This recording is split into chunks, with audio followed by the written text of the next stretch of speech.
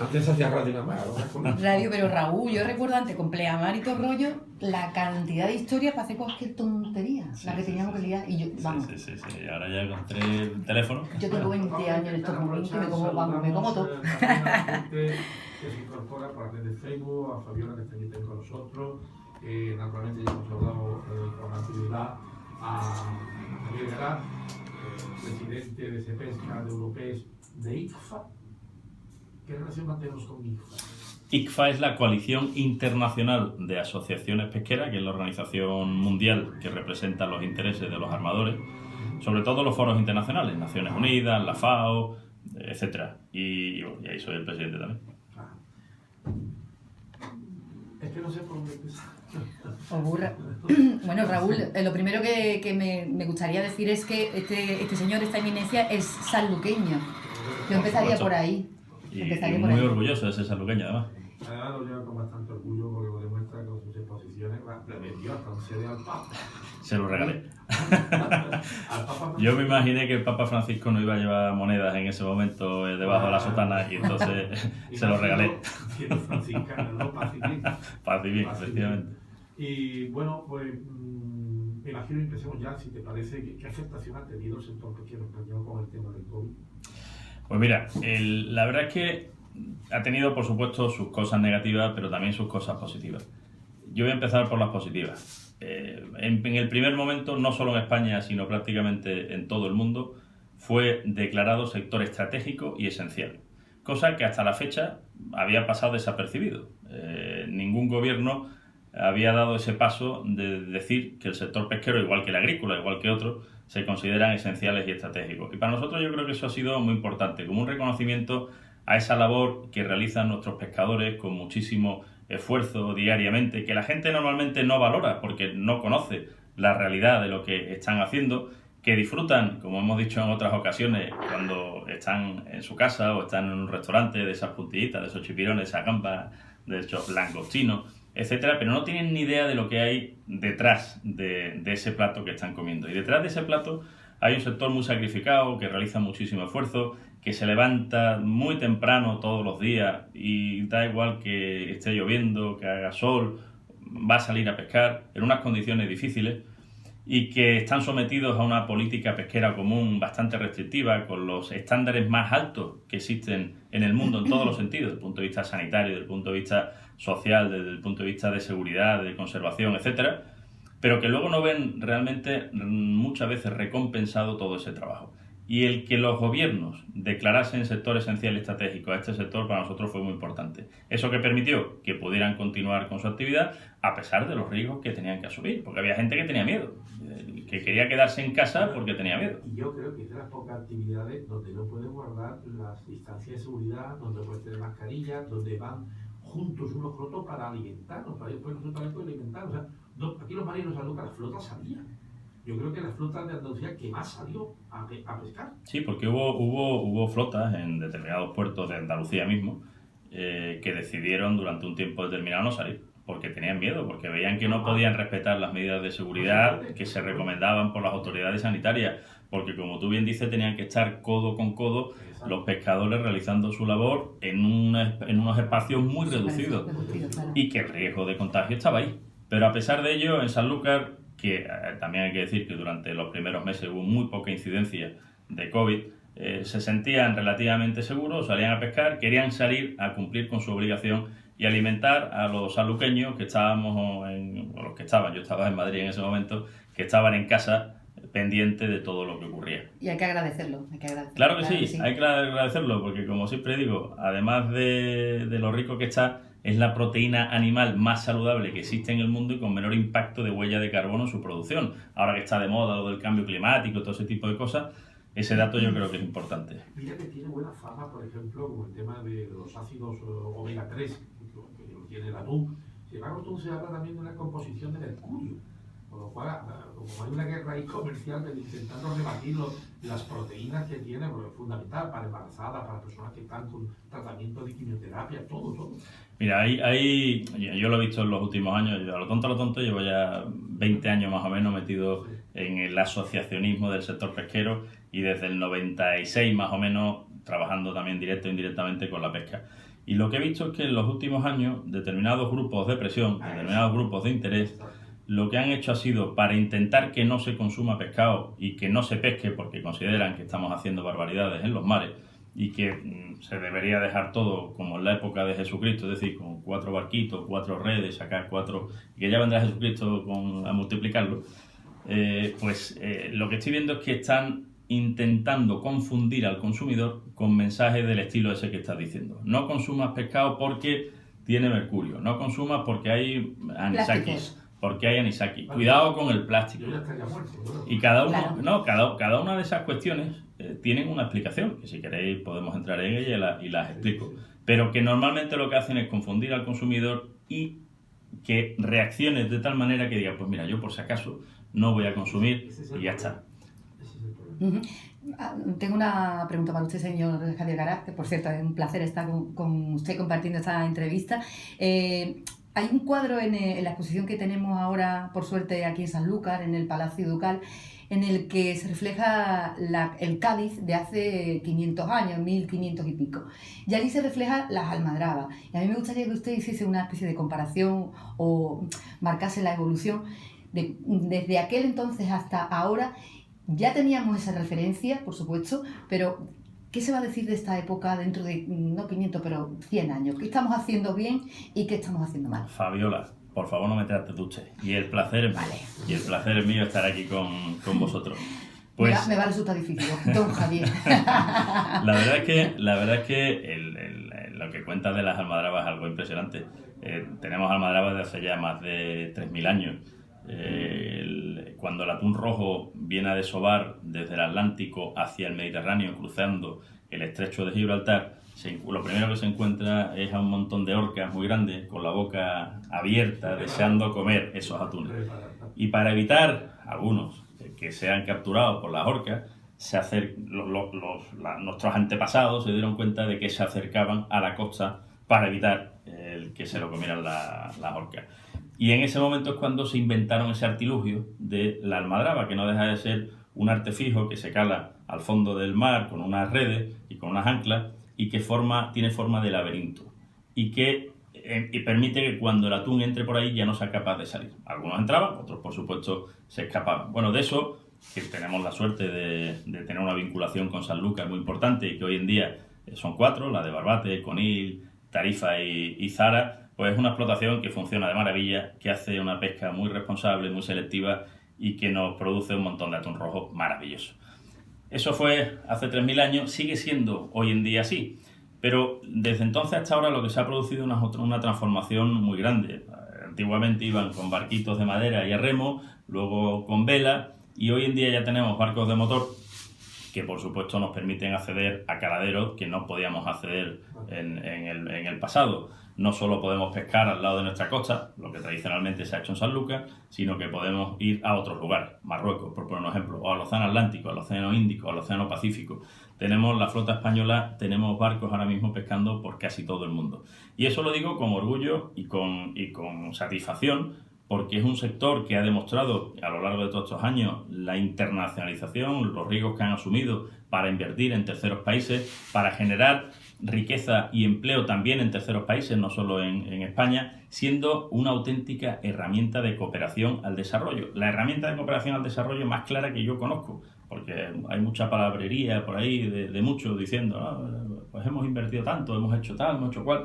La realidad es que nuestras empresas llegan allí, invierten, crean plantas de procesamiento o con los barcos que llevan, y crean riqueza y empleo no solo para los tripulantes que están allí, para las familias que trabajan, sino para todo el entorno. Y eso es algo importantísimo. Y yo creo que la mayor evolución desde esos años hasta ahora es el concepto de sostenibilidad que hoy en día tienen casi todos los pescadores. Por supuesto hay excepciones, pero muchos pescadores ya están pensando, primero, que hay que cumplir las normas, aunque sean en muchos casos muy difíciles de cumplir, y por otro lado, pensando que a nuestras futuras generaciones tenemos que dejarlo algo, y tenemos que dejarle algo que esté sano, y por eso existen un montón de normas, de planes de recuperación, de planes de gestión. Es un sector súper regulado. Muchas veces se piensa que no, que cada uno hace aquí lo que le da la gana. No, la realidad es que no. Es que hay muchísimas regulaciones, como digo, muchas veces difíciles de cumplir, pero que están ahí. Y yo creo que dentro de unos años se recordará ese esfuerzo grandísimo que hizo el sector pesquero por transformarse, por adaptarse a esa política pesquera común, en el caso nuestro de la Unión Europea y en las normas españolas, y el seguir alimentando al mundo, porque como decía antes, es la proteína animal más saludable que existe y que da de comer a millones de personas en el mundo.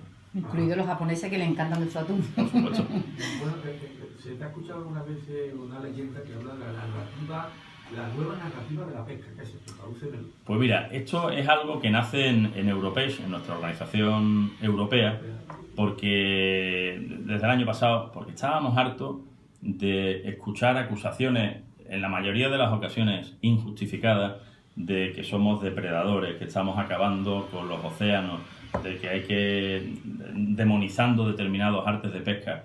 Y haciendo una reflexión conjunta entre las organizaciones nuestras de los distintos países, de España, de Francia, de Holanda, de Dinamarca, de Alemania, etc., nos sentamos todos y reflexionando sobre ello nos dimos cuenta que teníamos que contar la realidad, lo que nosotros hemos llamado la nueva narrativa de la pesca, que el mensaje principal es: la pesca no es el problema, sino que es parte de la solución. ¿Por qué? Porque hablamos de lo que algunos han denominado la proteína perfecta, por todas esas cosas que yo he mencionado, porque es saludable, por la seguridad alimentaria, porque tiene un impacto de huella de carbono bajísimo. Hemos reducido nuestras emisiones de CO2 desde los años 90 en un 40%, cuando los objetivos en general que están establecidos desde aquí a 2030 en un 50%, o sea que ya vamos muy por delante de otros sectores.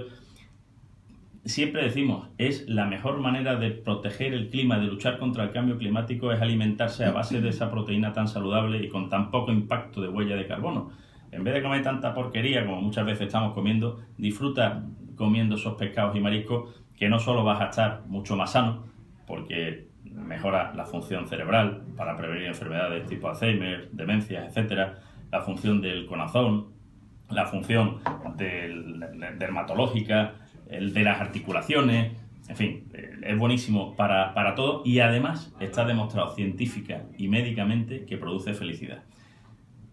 Que, como yo siempre digo, si va acompañado de una copita de manzanilla, además vas a tener mucha alegría. Me ha quitado la siguiente pregunta. Me la ha quitado. Digo, de maridaje perfecto lo tenemos aquí en Sanlúcar de Barrameda, que además acompaña también para el cuti, que es la manzanilla. Sí. Porque es el maridaje absoluto. Un reportaje que te hizo una televisión británica, no sé, era National Geographic, puede ser. Un señor muy conocido. Rick Stein, ¿no? Era un programa, una serie de documentales que él hacía, que hablando de los productos, del consumo de productos pesqueros y de la cocina en distintas partes del mundo. Y él vino en esa ocasión para conocer lo que se hacía en la provincia de Cádiz. Y aquí en Sanlúcar me llamaron a mí y estuvimos en Barbiana y estuvimos en Bigote probando por un lado las papas aliñadas y por otro lado los langostinos. Y la verdad es que el tío se quedó encantado. Bueno, hablando de esos restaurantes que te han nombrado, ha habido un encuentro en los mares, ¿no? Entre chefs de altísima calidad como Ángel León y Fernando Bigote, ¿no? Bigote, vaya cartel. Puede prescindir de Michelin. ¿No? O sea, perdón por la palabra, puede vacilar, Bigote puede prescindir de Michelin. Está claro. Javier, cuando tú dices, soy de Sanlúcar de Barrameda, me puedo tomar, como tú dices, el antídoto de la infelicidad, de la depresión, mariscos, pescado, una copa de manzanilla, a ti la gente, algunos tendrá ganas de pegarte, me imagino, ¿no? Quizás, ¿no? Pues me imagino que alguno habrá que querrá pegarme, pero como siempre ven una sonrisa en mi cara, pues dirán, coño, este algo tendrá. Y es eso, pues soy sanluqueño y lo voy a vincular con los motivos, por lo que decía antes, que científica y médicamente está demostrado que el consumo de pescados y mariscos produce felicidad. Porque es una frase que tengo grabada del doctor Aldama, un cardiólogo del Hospital Universitario de La Coruña, miembro de la Sociedad Española de Cardiología, que en una de sus charlas, el tío dijo lo que yo estoy diciendo ahora, pero lo decía el doctor, no yo, que dice, este es del sector, ¿qué va a decir? Y decía el tío que producía felicidad, y yo le pregunté, pero vamos a ver, ¿por qué? Dinos por qué produce felicidad, porque la gente se lo preguntará. Y textualmente dijo, el consumo de pescados y mariscos conduce a cambios en las neuronas que mejora la conexión de las mismas y produce un neurotransmisor llamado serotonina. Jolín, como para decirlo de memoria, ¿eh? Por eso lo tengo apuntado. Está falto de serotonina, No, es que a la gente que tiene depresión y cosas de esas le dan serotonina. Ahora estoy yo pensando cuánto daño ha hecho el McDonald's, Dios mío. Y esto de forma natural. ¿Cuánto daño? Lo que ha dicho no es ninguna una barbaridad. No. Tú ves comer, te va aquí el sitio que pone las puntitas, no voy a decir nombre. Ay, madre mía, qué hambre me está entrando, que era, ¿eh? Esa gente que viene de fuera ahora, que está minado salud, la gente de fuera. Totalmente. De felicidad. Si esto no se come en Madrid cuando tienes que ir a Portobelo, que te vale 1.200 euros. Fíjate lo que aquí te Claro, una anécdota que yo cuento últimamente. Hace 2 años me traje aquí a Sanlúcar, a las carreras de caballo principalmente, pero también a un campeonato de golf que yo organizo todos los años y tal y cual, a 2 noruegos. Uno que era el vicepresidente mundial de Simrad. Simrad es una empresón que se dedica a tecnología pesquera, de sonares, en fin, un montón de cosas, y el director comercial. El primero ya tenía 60 y tantos años, de hecho este año se ha jubilado, y después de 3 días en Sanlúcar, vino en 2 etapas. Una primera donde conoció la feria y donde conoció la almadraba de Barbate, y en otra segunda donde vino al campeonato y luego 2 días de carrera, pusieron un palco de empresa, se lo pasaron estupendamente. El balance que me hizo cuando yo le preguntaba, al final ya reventado todo el mundo después de tantos días, bueno, ¿y qué balance hacéis? Dice, nos queremos morir en Sanlúcar. Bravo. Es Bravo. que disfrutaron tanto aquí que querían volver, por supuesto. Te lo decía, Hablando- la sevillana. Hablando de Noruega, de Carlos para Noruega, ¿qué está pasando con Noruega en la relación con la Unión Europea? Porque Como hay- dirían aquí en Sanlúcar, una especie de boicot a los productos como dirían noruegos. aquí en Sanlúcar, se merecen un mascazo. Se O merecen un mascazo. unas ofertas. que también. Una oferta. No, por eso puede ser un poco agresivo, pues a ver si no le caso de cara. ¿Qué está pasando? No, ¿y por qué lo digo? Porque han querido aprovechar la situación que ha generado el Brexit, de incertidumbre, de dudas en las relaciones entre las distintas partes, para aprovecharse. ¿Y cómo lo han hecho? Pues por un lado se han autoasignado más cuotas de caballa, que es una especie migratoria que capturan un montón de países diferentes, entre otros España, y se han autoasignado mucha más cuota de la que realmente le correspondería. Cuota que tendrá que salir de la Unión Europea. Y, como es lógico, eso tiene un impacto directo en nuestros pescadores que se dedican a la captura de caballa. Eso por un lado. Y por otro lado, nos han quitado cuota de bacalao.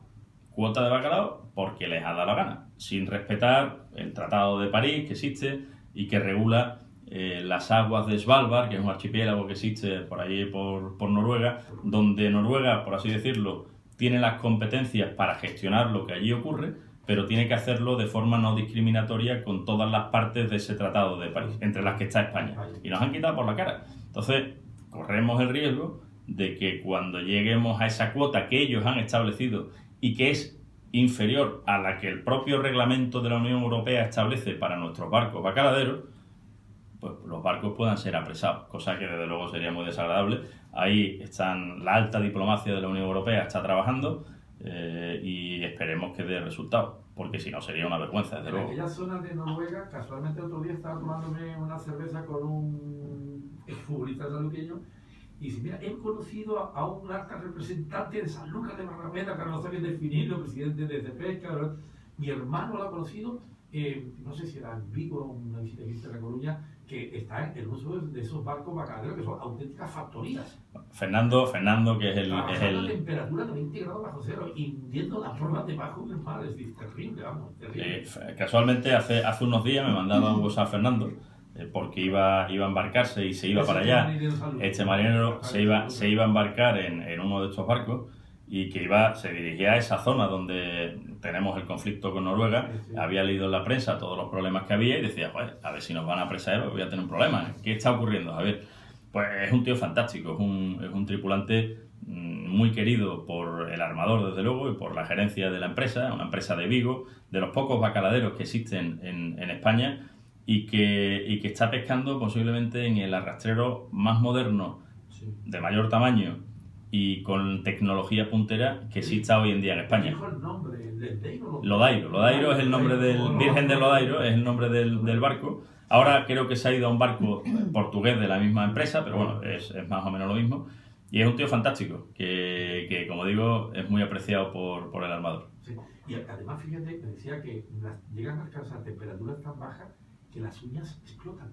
Uf, ¿Sabes? Terrible. terrorífico. Por eso, Ellos tienen que ir cortando cada vez que van pescando. por eso cuando yo decía que no se aprecia ni se conoce claro. suficientemente el Que hay trabajo detrás que de- realizan nuestros claro. pescadores, es que es impresionante. Este hombre se puede llevar a lo mejor 2 meses pescando por ahí, Sí, por sí, esas sí. aguas, sin pisar tierra.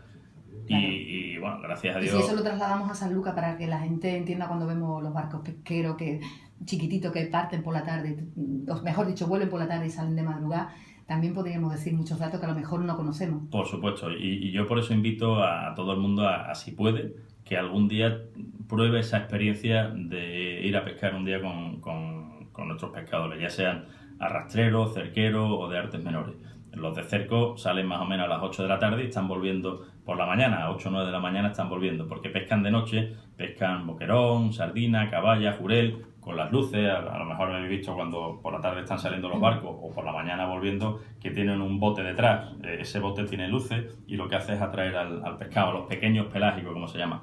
Los arrastreros salen a las más o menos a las 3 de la mañana, 2 o 3 de la madrugada, que son los barcos esos que hemos visto muchas veces, que son 40 o 50 barcos. Bueno, es una sinfonía, ¿eh? Sí, sí, sí, El sí. sonido de los barcos De la madrugada. pasando por allí por la Jara, es un tipo parece una carroza. Sí. Además iluminado, muy Y bonito. que es muy bonito, la Es verdad. muy Y bonito. la gente que no lo ha visto nunca se queda impresionado, porque es que además ahora ya tenemos 50 barcos de esos. Aunque esta pregunta no te la tendría que hacer a ti, en la boya amarilla que han puesto al lado de las 2 boyas de la canal, ¿qué significado tiene? Porque yo no lo sé. Pues esa boya la verdad que no sé Ahí te qué ha pillado en el significado examen, Raúl. No, Ahí esa te ha no sé pillado. yo, esa no sé.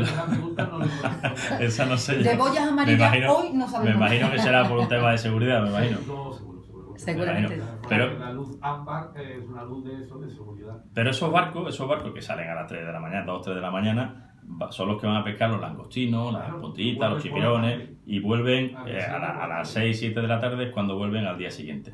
Porque cuando amanece es cuando mejor se coge el langostino. Entonces tienen que estar en el caladero, que tardan 2 o 3 horas, para poder De hecho, coger el langostino. hay, tampoco voy a decir nombre, Javi lo sabrá, lugares en San Lucas se come el langostino al alba. El que se coge en esas horas del amanecer, del orto.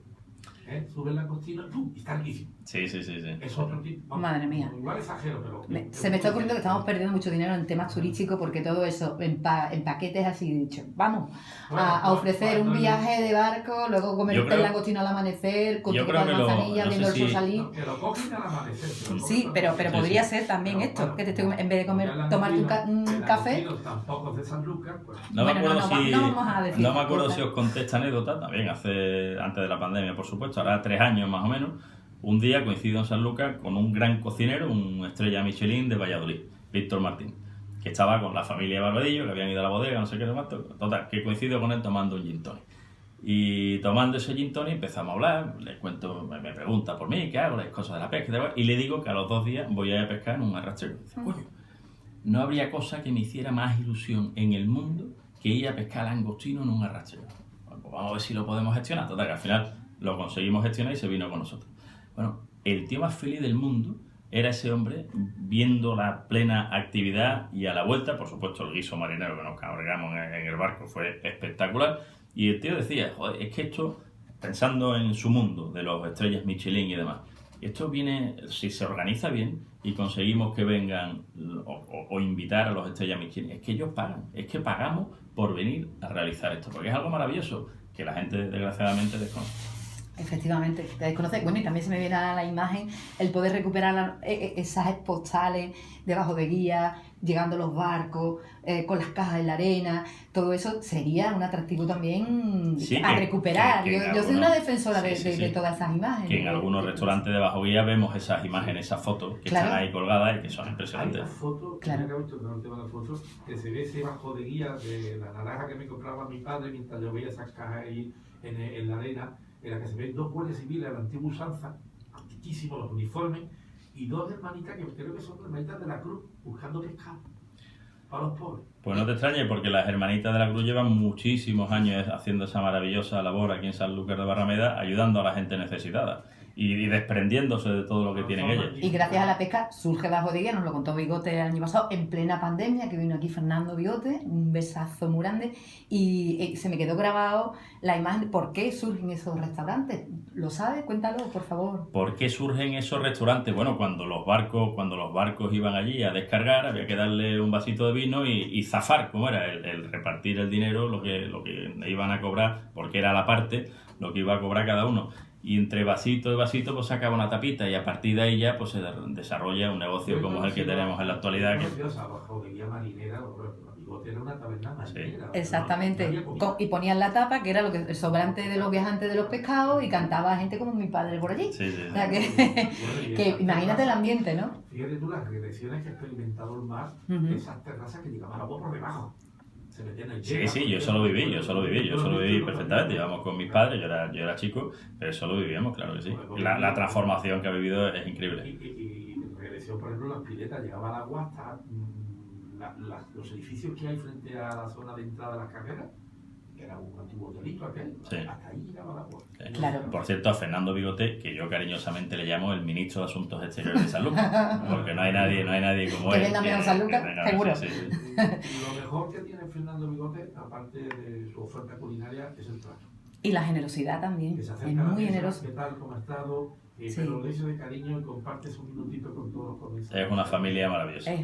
Bueno, y si nos vamos a Europa, por favor, me gustaría, aprovechando esta coyuntura, cuando muchas veces se nos hace tan pesado ir a votar en las europeas, ¿qué nos estamos jugando con esa sensación nuestra de que no hacemos, que lo que estamos haciendo no sirve para nada? Pues mucho más de lo que también la gente se imagina, porque al final, en sectores como el pesquero o el agrícola, las decisiones se toman en Bruselas. Dos brazos de política pesquera común, pesca, política agraria común. Y esas decisiones las toman, por un lado, la Comisión Europea, que es la que presenta las propuestas legislativas, pero luego está el Parlamento Europeo, que es esto que dice que nosotros votamos cada 5 años, me parece que son, donde hay unas 750 personas, eurodiputados de distintos países, que van a tomar las decisiones sobre lo que ocurre aquí, en Sanlúcar, en muchos aspectos de nuestra vida, y el Consejo, que es lo que representan los gobiernos de los Estados miembros. Y entre ellos se tienen que poner de acuerdo, entre las 3 instituciones, para regular lo que sea, ¿no? las normas. ¿Qué está pasando en estos momentos entre Bruselas y la Comisión Europea? Pues mira, la verdad es que una frase que yo estoy diciendo últimamente, que estamos diciendo, y lo digo en representación de nuestros armadores europeos, es que se está convirtiendo en una auténtica máquina de crear euroescépticos. ¿Por qué decimos esto? Y lo hemos vivido con el Brexit. Los británicos han ido, los pescadores británicos eran de los más fervientes defensores de salir de la Unión Europea porque no querían tener relación con la política pesquera común y con las normas que nacen de allí.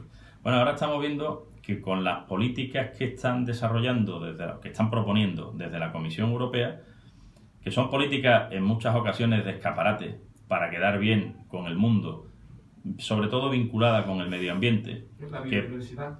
La estrategia de biodiversidad es terrible. Para sectores como el pesquero o el agrícola es terrible, porque va a provocar una pérdida de competitividad tremenda y de puestos de trabajo en nuestros agricultores, en nuestros pescadores, y todo para quedar con la conciencia limpia. Que a lo mejor no se traduce luego la realidad de lo que es la sostenibilidad ni el cambio climático, que eso es, como tú has dicho, un marketing para quedar ellos. Hay un grandísimo desconocimiento, nos da la sensación, por parte de esos que están sentados en los despachos en Bruselas, de la realidad de lo que ocurre aquí en la pesca, de lo que ocurre en la agricultura, etcétera. Y con esas políticas de escaparate, como digo, nos van a provocar una pérdida de competitividad tremenda y va a provocar que al final tenga que venir esos productos, esos alimentos de países como China, a los que no se les va a exigir ni mucho menos los estándares que tenemos nosotros en la Unión Europea. Eso de paso, el primer país contaminante del mundo. En todos los sentidos, y encima nos quitan ahora los microchips. Hay que ver. Pero es que es tremendo, es tremendo. Y no existen hoy en día las mismas reglas del juego para todos. Nosotros tenemos unas normas muy altas, unos estándares muy altos y otros no, pero están mandando sus productos a la Unión Europea en muchas ocasiones libres de aranceles y por lo tanto hacen una competencia desleal brutal a nuestros pescadores. Y luego la sensación de criminalización, de ausencia de presunción de inocencia que hay con el sector pesquero, con nuestros pescadores, que a pesar de todas estas cosas que yo digo, del sacrificio que hacen, de cómo se han adaptado en los últimos años a esa política pesquera común, de todos esos esfuerzos, primero, no se reconoce. Económicos muy fuertes también, me imagino. Por supuesto, todo eso, cumplir los estándares de la Unión Europea supone invertir mucho dinero para poder cumplirlos, cosa que no hacen los demás. Bueno, pues, a pesar de ello, da la sensación de que no se reconoce y en esa estrategia de biodiversidad que mencionaba Raúl, pues se demoniza un arte como es el arrastre, como si fuera malo per se. Yo siempre digo, no hay artes buenos ni malos, el que hace que sea bueno o malo es el uso que haga el hombre de ello. En el caso del arrastre, si lo metes en un ecosistema marino vulnerable, obviamente es destructivo. Pero lo mismo ocurre con un palangre, que es un anzuelo, que es muy selectivo, pero si va a una zona de roca donde solo están las madres de los pescados, de los peces, y te harta de pescar esas madres, pues vas a destruir también esa población. Entonces, lo que hay que conseguir es un equilibrio, que es lo difícil y es la clave, entre el uso sostenible de los recursos pesqueros, porque tenemos que dar de comer al mundo, tenemos que apostar por la seguridad alimentaria, y la conservación de la biodiversidad. Y esa es la clave, y hay que trabajar para conseguir ese equilibrio. Lo que no se puede hacer es atacar al sector pesquero como si fuéramos los más malos del mundo, y en cambio decir que otras actividades como la eólica marina se debe incluir, se debe poner en aquellas zonas que quieren restringirnos, como si no tuviera ningún impacto en los ecosistemas. Vaya tela. Vaya tela. Bueno, en fin, que la verdad es que hay... Son molinos que causan un impacto en toda aquella zona. En respuesta a tu pregunta, Raúl, hay mucha indignación por parte del sector pesquero europeo con cómo está actuando la Comisión Europea, y ojalá reaccionen y se den cuenta, reconozcan todo el trabajo que estamos haciendo, porque es que además las poblaciones de peces están, en muchos casos, ya están recuperadas. Hablabas del atún rojo. El atún rojo está en niveles históricos de biomasa. Jamás, desde que se tienen datos biológicos a lo largo de estos últimos años de la historia, la población de atún rojo había estado tan alta. En el Atlántico Nordeste, el 99% de los desembarcos de capturas realizadas en aguas gestionadas exclusivamente por la Unión Europea están ya en lo que se llama el rendimiento máximo sostenible, que es el objetivo que persigue la política pesquera común. En el Mediterráneo todavía tenemos algunas poblaciones sobreexplotadas que hay que trabajar sobre ellas, pero es que eso es fruto de todo ese trabajo y de ese esfuerzo. Javier, tradúceme lo que yo veo, ¿vale? Para que nos entendamos. Voy andando por la orilla del río Guadalquivir, que desemboca en San Lucas de Barrameda, Ole. que yo ya eso no lo voy a decir sí o sí a diario, 20 veces al día. Y por la mañana, que tengo esa suerte, frente al río Guadalquivir, las barquitas, tacatá, tacatá, con el murmullo de las olas, que poética que me he puesto, y estoy andando entre pescados saltando en mis pies. Por favor, ¿me puedes decir que hace 3 o 4 años, sin ni más lejos, eso no existía, y hoy en día sí? ¿Qué hemos hecho bien? ¿Qué has hecho bien? Bueno, yo no, lo hacen los pescadores, que al final son los que están cumpliendo con las normas y los que salen a realizar su actividad. Están poniendo en marcha planes de gestión, planes de recuperación en el caso de que haga falta, con medidas técnicas, con horarios, con una serie de normas que cumplen y que permiten que se recuperen esas poblaciones o que se gestionen de forma sostenible. Es increíble. Y eso es una realidad. Toda la orilla entera desde Bonanza hasta que llego abajo de Guía, porque ya me di la vuelta, porque si sigo para adelante ya no sé qué pasaría. Y es saltando Sí, sí. alrededor tuyo con la energía que eso emana. Los paros biológicos, exactamente. Desde hace muchos años están haciendo paros biológicos las distintas flotas, algunas veces con ayuda económica, Primero no se entendía eso del paro sin ayuda económica. biológico. Javier, no se entendía el paro Sí, biológico. bueno, Ya hoy sí. al final, para que entienda todo el mundo, es para dejar descansar el caladero durante un tiempo, que se recupere y que permita poder seguir realizando la actividad en el futuro. Y se ha notado. Por supuesto que se nota todas estas medidas, que al final son medidas de reducción de esfuerzo pesquero o de control del esfuerzo pesquero y de la mortalidad pesquera. Lo que intenta es conseguir, lo que decía antes, el rendimiento máximo sostenible, que es el objetivo que se persigue por la política pesquera común. Y lo estamos consiguiendo, así que es así. Por eso no entendemos esos ataques que nos hacen. ¿El Brexit nos afecta a nosotros? A los sanluqueños como tal, en la pesca no, porque no pescamos en las aguas del Reino Unido. Pero a España sí, sobre todo a los gallegos, pero también flotas del País Vasco, flotas de Cantabria. Y obviamente nos ha impactado. Nos han quitado de la noche a la mañana el 25% del valor de las cuotas que capturábamos en las aguas del Reino Unido. Hay un periodo transitorio de 5 años y medio por el que nos permiten seguir accediendo a sus aguas, pero dentro de 5 años y medio se va a tener que negociar de nuevo y no sabemos si nos van a permitir pescar allí o no. Si decidieran no permitirnos, sería un desastre para esa flota gallega, vasca, cántabra. Más gente al paro, sí, sería desde luego un drama. Lo que pasa es que también es verdad, los británicos están exportando el 70% de su producción pesquera a la Unión Europea y, entre otros, por supuesto, a España. La Unión Europea tendría que reaccionar y tendría que poner trabas comerciales para evitar que eso ocurriera. Bueno, ya veremos a ver qué ocurre. Yo lo que sí te puedo decir es que la noche esa de Nochebuena, o el día de Nochebuena que pasamos todos los del sector pesquero, que nos tuvieron ahí esperando hasta el resultado final, fue duro. Y al final, yo te digo una cosa, de todos los sectores económicos de la Unión Europea, posiblemente el pesquero haya sido el que haya salido peor parado y haya tenido que hacer más sacrificios por el Brexit. Nos da la impresión de que esto es como un campo de batalla y hay otro más que por lo menos desde el punto de vista de esa humilde locutora, el complejo que creo que tienen nuestros gobernantes con respecto también a las aguas de Marruecos, y ahora que se supone que estamos viviendo un pequeño impasse amoroso con ellos, ¿qué va a ocurrir? ¿Se va a traducir positivamente para esta parte por fin o todo lo contrario? Las relaciones con Marruecos tienen que ser prioritarias para España y para la Unión Europea, igual que de Marruecos con nosotros.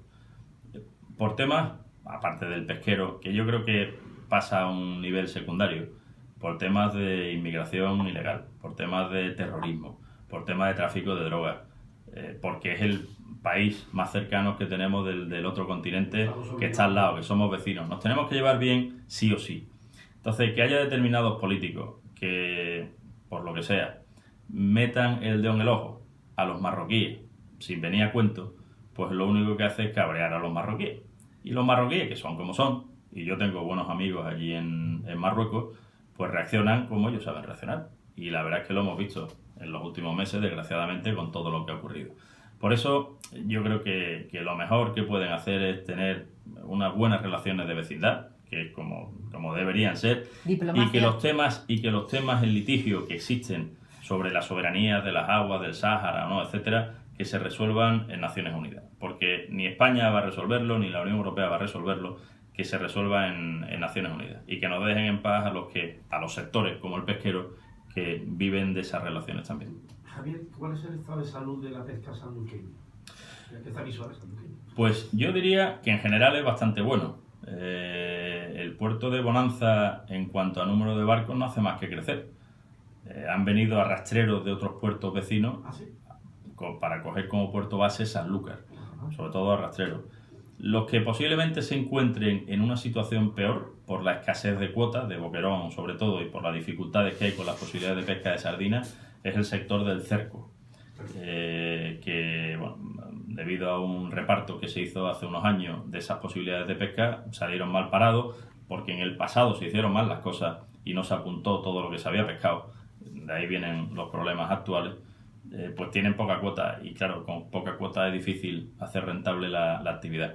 Los de artes menores también pues lo llevan bien. Los de la chirla, que es la otra modalidad que tenemos aquí en Sanlúcar, yo creo que también están bien económicamente. Han tenido sus dificultades también en los momentos en los que se ha cerrado la pesquería de chirla por el tamaño que había, etcétera. Pero bueno, en general yo creo que se hacen bien las cosas. Y luego tenemos una loja puntera, que también recomiendo, por cierto, visitar. Y además esa se puede visitar sin ningún problema. Se organizan visitas turísticas guiadas y recomiendo hacerlo porque es una maravilla ver todas esas cajas de pescado, como a los barcos entrando y esas cajas de pescado como se están vendiendo en la lonja y que luego nos comemos cuando salimos de allí.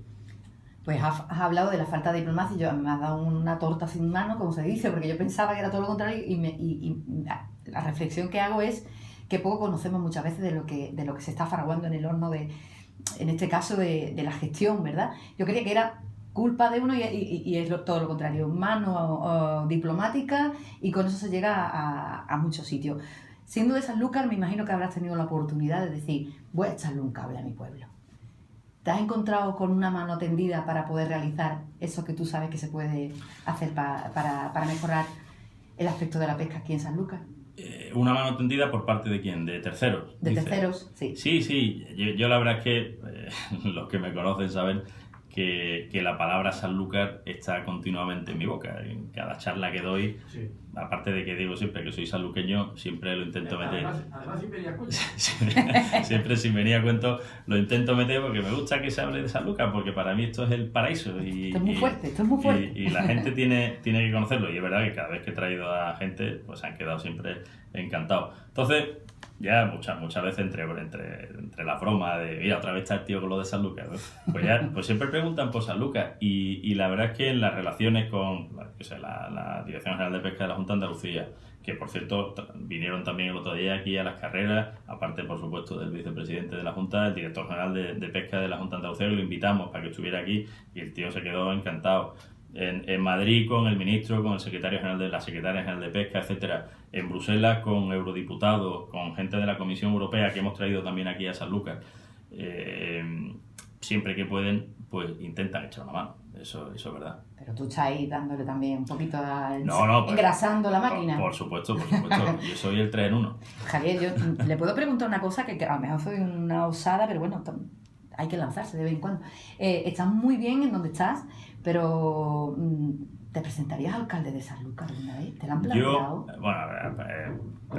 Plantearme a mí que si quiero ser alcalde de Sanlúcar no me lo han planteado. Bueno, pero ya para su retiro dentro de muchísimos años. Yo te voy a decir la verdad. Yo estoy muy bien donde estoy. Me encanta mi trabajo. Me apasiona el trabajo que tengo. Y creo que además puedo seguir prestando un mejor servicio a España donde estoy que siendo político en cualquier sitio. Es que no tiene nada que ver. Claro que sí, pero yo tenía que sacarme la espinita y digo, ¿se jubilará en Sanlúcar? No, por supuesto que me jubilaré en Sanlúcar. Esa es la pregunta. Por supuesto que me jubilaré en Sanlúcar. Con mi respeto a ser alcalde, pero bueno, él no procedería. O sea, yo no me veo a Javier con un programa de una alcantarilla. No. Muy triste eso. En la cloaca. Yo me veo a Javier, donde lo he visto, en la FAO, en la UNESCO, en la Comisión Europea, en todos esos sitios. Ahí está defendiendo. Está claro que sí, está claro. Por el bien de España, de Sanlúcar de la Romana. Ya en mi familia llevo un alcalde, que fue mi padre, y yo creo que cumplió muy bien su trabajo. Tiempos difíciles. En tiempos muy difíciles.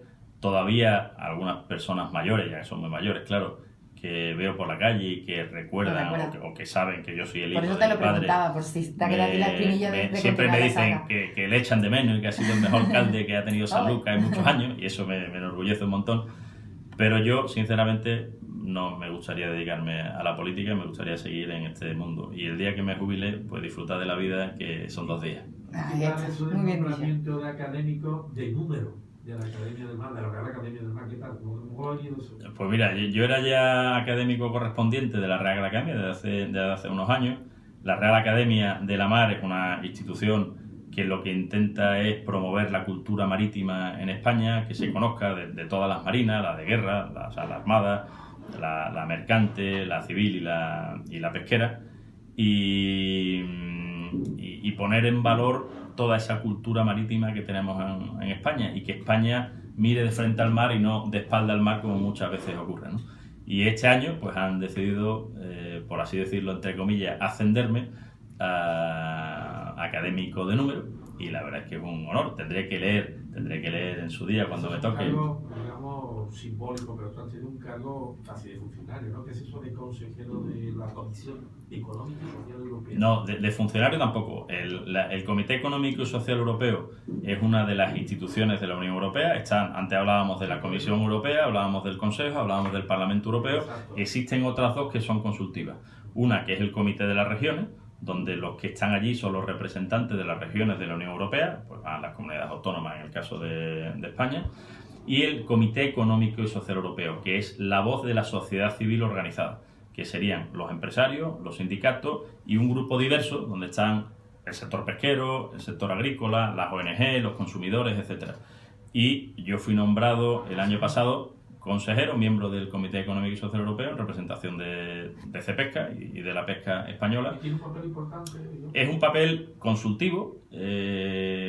Todas las propuestas legislativas que nacen de la Comisión Europea pasan por ese comité, que tiene que emitir sus dictámenes, y el ser miembro me permite el poder ser ponente en los casos que me interese o formar parte de grupos de estudio de temas que puedan ser interesantes para nosotros, aportando nuestra opinión. Yo llevo ahí, a lo tonto también, 18 años, me parece que son, de suplente y de experto del consejero anterior al que yo he sustituido. Con lo cual, más o menos, me conozco la dinámica de todo esto. Lo que pasa es que ha sido, desde el nombramiento, muy raro, porque nos cogió en plena pandemia.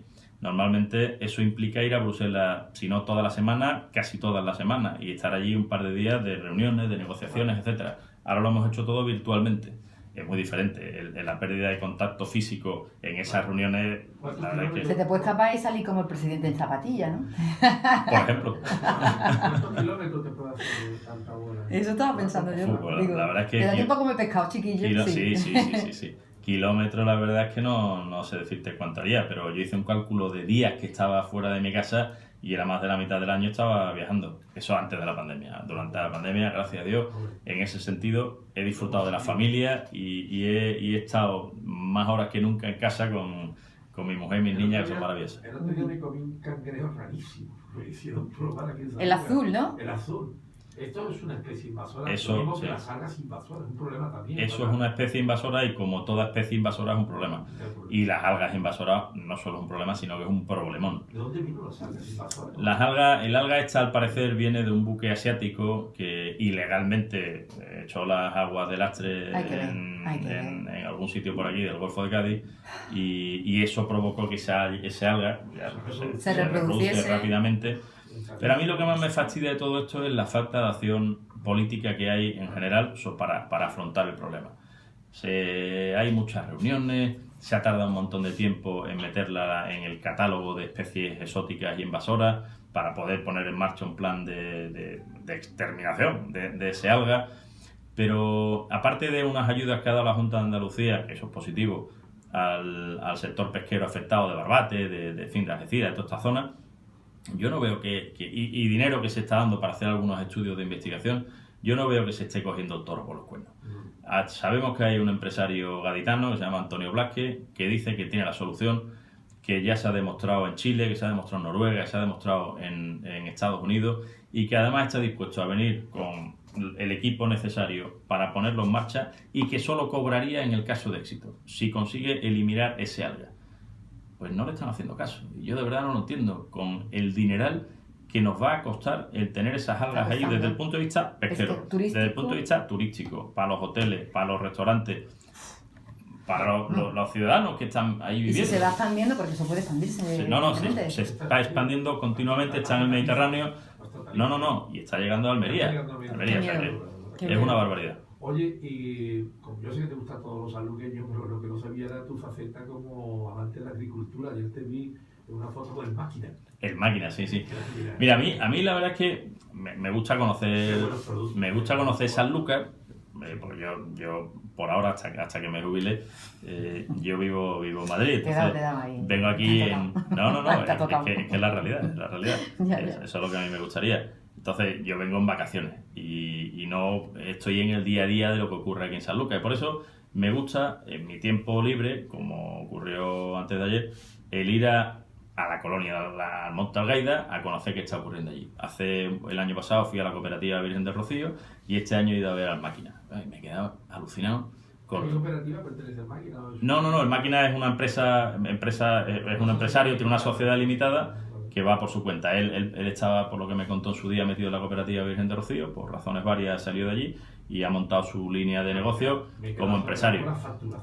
Es que estamos hablando de una empresa que factura 12 millones de euros, que está produciendo un montón de hortalizas de muchísima calidad, que está exportándolas a un montón de países del mundo y que además tiene un proyecto de inversión muy bonito y con mucho dinero para seguir creciendo y para poder ser más competitivo, y que se está encontrando con las clásicas dificultades burocráticas que se encuentran desgraciadamente todos los empresarios que quieren montar un negocio, que quieren ampliar, que yo de verdad que no las entiendo, que esto ocurre en toda España desgraciadamente, que todos son trabas para poder realizar una actividad. Y la verdad es que me quedé encantado. Vamos a tener aquí, donde tú estás sentado probablemente, a un agricultor especializado en los cultivos de Navazo. Que Navazo es una maravilla, claro que sí. Deberíamos de recuperarlo. Que vende al restaurante del uno de Madrid, de Nueva York, Sí, creo que es un chaval ingeniero que ha dejado la ingeniería y se ha venido a desarrollar esa labor. Claro, el cultivo de Navazo tiene un tratamiento diferente al cultivo tradicional y el sabor de las hortalizas. Porque se llega de... He leído sobre él y la verdad es que me parece que tiene muchísimo mérito, porque él tenía un puesto de trabajo fuera, no sé qué, vino aquí y se dedicó a eso, y poner en valor todo lo que es el producto agrícola sanluqueño me parece impresionante, y este hombre lo está consiguiendo. Pues chapó. Oye, ¿qué es eso de la industria de la transformación de la pesca?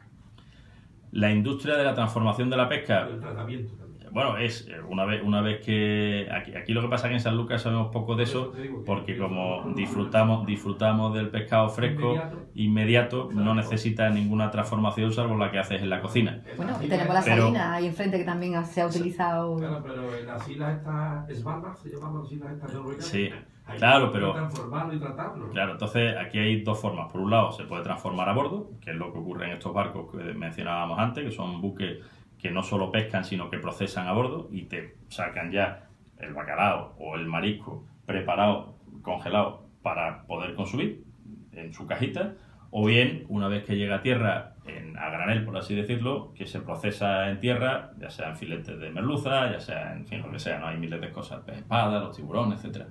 Y tenemos una industria de transformación también potente en España, sobre todo en Galicia. La verdad es que Galicia en el tema pesquero es la número 1 en España, tiene más o menos el 50% de los pescadores, una industria de transformación potente, tiene una industria que se dedica a la importación y a la exportación también muy potente, pero también lo hay en otros lugares de España y también en Andalucía hay algunas cositas. Oye, te iba a preguntar... No. Yo cuando era niño me iba con mi bolsita de sal y frente a tu casa cogía muerto. ¿Qué ha pasado? Pues mira, si te digo la verdad, yo también lo hacía y hace tiempo que no lo hago. No sé si tú lo has hecho, lo has intentado y no lo has conseguido. No, no se ven. Lo intenté hace tiempo y ya no había. Yo la verdad es que, como tú, yo cogía muchos muergos, cogía muchos cangrejos moros, cogía muchas coñetas, cogía muchos camarones, cogía muchas almejas. Bueno, almejas no cogía tantas, pero cogía almejas de los corrales. Y bueno, lo que pasa es que también en teoría eso no se debe hacer. Claro. Ahora, hoy en día digo. Hay otra cosa que ha desaparecido, que a mí sí, eso sí que me inquieta un poco, no sé si tendrá alguna respuesta para esa inquietud, no solamente mía. Ese esturión que teníamos nosotros que va en el río Guadalquivir, que tenía una hueva que podía ser mejor que la uva rusa, el caviar. Existe un pedazo de bicho muy grande en el Colegio Marista, donde han estudiado mis 3 hijos, y se dice que están haciendo pruebas ahí a ver si eso vuelve de nuevo al río. Pero que también ha habido ciertos cortes burocráticos, vamos a llamarlo así, me parece una torpeza supina, y se ha parado. ¿Me puedes contar algo? Yo también estudié en los Maristas en Madrid. Hombre, mira, pues aquí estudié en el Picacho y en Madrid. Se nota porque en Madrid los Maristas. ingenieros allí como churros. Mi hijo es ingeniero. O sea que, sí. No, la verdad es que como tú también, el caso del esturión, yo me imagino que fueron o bien por sobreexplotación en su momento o bien por condiciones climáticas, dejó de producirse aquí en el río. Esa iniciativa concreta no la conozco, no sé lo que estás diciendo, no sé. Una cosa que me llegó a mí así. No tengo ni idea, no sé qué es lo que estará ocurriendo. Pero que habría la posibilidad, ojalá volviera al esturión. Lo que pasa es que requeriría que el Guadalquivir estuviera muy limpito y unas condiciones... Esos polígonos químicos que hoy existían en el año 10 o 15, que había esturiones, alzar la punta del río hasta Coria del río. Sí, uno de los problemas más grandes que tenemos en el mar es la contaminación marina y las basuras marinas. Pero eso no tiene culpa del pescado. Es que por eso le voy a decir, el mayor problema viene de tierra. Más del 80% de lo que se encuentra en los mares viene de tierra. De una mala gestión de la costa, de una mala gestión de los ríos, de todas esas actividades que al final llevan contaminantes al río y que el río lo lleva al mar. Y al revés, el pescador, como yo decía antes, no es el problema sino parte de la solución. Los pescadores, sobre todo arrastres, lo que están haciendo es sacar toneladas y toneladas de basuras marinas del fondo del mar que la están trayendo a tierra en la mayoría de los casos, y eso, en uno de los mayores ejemplos de economía circular real que yo conozco, se está transformando, una vez reciclado, en ropa de vestir, se está transformando en gafas de sol, se están transformando en iniciativas empresariales de ese ejemplo, como decía, de economía circular. Y son los pescadores los que lo están recogiendo. Por cierto, de nuevo, poco agradecido. O sea, primero, no lo sabe mucha gente y segundo, poco reconocimiento tienen en esa labor. ¿Y qué diálogo hay para solucionar estos vertidos? ¿Existe una simbiosis para decir, miren, vamos a ponernos de acuerdo? Porque ahora estamos viendo el tema de las toneladas de pescado que se están... Lo del Mar Menor. Exactamente, el Mar Menor con el mercurio, etcétera, etcétera, que eso me parece horroroso. Claro, pero al final todo eso es de una mala gestión en tierra. Claro, pero eso digo, ¿hay manera de poner de acuerdo ambas partes? Ahí por lo ¿Se está pronto, intentando? ahí por lo pronto las distintas autoridades con las distintas competencias que hay en España, que es una locura, ayuntamientos, comunidades autónomas, Madre mía. diputaciones, Más jefe que indio. Administración General del Estado, tienen que ponerse las pilas y aplicar la normativa, pues la normativa está. Y lo que hay que hacer es que se aplique, que se cumpla y que la gente respete esas normas para que todos podamos vivir en convivencia. ¿Vendría bien una reducción del IVA del pescado? Hombre, que si vendría bien, es una petición. Como decía Cantinflas, para la presidencia. Es una petición que lleva haciendo todo el sector pesquero, no solo los armadores, sino también toda la industria de procesado. Estamos en el 10% y estamos pidiendo un IVA súper reducido, como tiene el pan, la leche, en un 4%. Porque además, con todas esas propiedades nutricionales que yo he dicho que tiene el consumo de pescado, bueno, no lo digo yo, que lo dicen los médicos, que tiene el consumo de pescado, conseguiríamos, si se incrementa el consumo de pescado, un ahorro considerable en gastos sanitarios. Habría muchos menos obesos, mucho menos gente con problemas cerebrales, de piel, de articulaciones, etcétera. Y por lo tanto, a largo plazo saldríamos ganando seguro. Y en segundo lugar es que si miramos en nuestro entorno, hay países que no tienen IVA para el pescado y hay otros que tienen un 4, un 5, la mayoría. Y España un 10. Bueno, pues yo creo que está justificado que se baje. Madre mía. Estamos pagando el autónomo más alto de Europa. Yo lo recordaba para escuchar el IVA más alto en el tema del pescado. Oye, mi madre tiene un montón de gatos y se peleaban los pescaderos con ella porque le llevaba jureles. Están muy ricos. A la planchita. Y claro, ya viendo una foto de Javier, hay un plato a base del jurel, que no sé si se vende en la Plaza Jurel todavía. Sí, Sí. Se vende. Pero Muy digo yo, baratito. tu madre tendría el gato más sano de España, ¿no? O sea, a base de Más jurel feliz y más Tú no feliz. te más puedes feliz. imaginar, El gato feliz. no te puedes imaginar el homenaje que le hicieron cuando mi madre venía por el Austoni, vivía en la plaza Cabildo, los gatos todos allí en la puerta. Son junkies. Mi gato es un junkie. Pericle, que se Un llama. plato para ti, para hoy. A ver, venga. Jurel rebozado con clara de huevo y ensalada de patata. ¿Qué plato más Pues yo guiso medianamente bien y hoy me lo voy a Rebozado plantear. con clara de huevo. Esos jurelitos tienen que estar riquísimos. Muy bien. El jurel es un pequeño pelágico, como es la caballa, el boquerón, la sardina, y que está riquísimo. Está riquísimo. Sí. Bueno, mira, lo único bueno que yo saqué de la pandemia, hay alguna cosilla, pero es que el pescado te llegaba a tu puerta. Sí. Qué bien. Además eso se ha extrapolado a más ciudades y yo veo en internet que se vende pescado de San Lucas a cualquier punto de la Bueno, geografía española. yo no he comido Fresco. más pescado de San Lucas en toda mi vida en Madrid Con la pandemia. con la pandemia. Y más baratito también, porque bajaron un poquito los Porque precios. compraba directamente aquí. La verdad es que la gente se ha puesto también las Rápidamente pilas se pusieron las pilas. y no veas tú la cantidad de pescado que se ha vendido. Una vez que yo lo probé y que empecé a decírselo a mis amigos y tal igual, en Madrid se ha vendido kilos y kilos de pescados y mariscos de Sanlúcar a través, en este caso era Hermanos Briosos, pero podría haber sido de muchos de los que están... Así están los madrileños tan felices últimamente. Claro, se está notando mucho más la La felicidad. alcaldesa seguro comió pescado de San Lucas de Barrameda, en la que desemboca el río Guadalquivir. Creo, ¿no? Sí, de eso no hay Seguro. ninguna duda. Seguro, De eso no hay ninguna duda. seguro. Pero hasta que no se el carne Chipiona no vamos a hablar de eso. No, yo creo que no merece la Pero- pena pero yo lo dedicarle... digo, yo lo digo. No merece la pena dedicarle ni un minuto. No. Eso sí es cierto. Para no darle más protagonismo. Claro, no, sí, está consciente. Eso es verdad.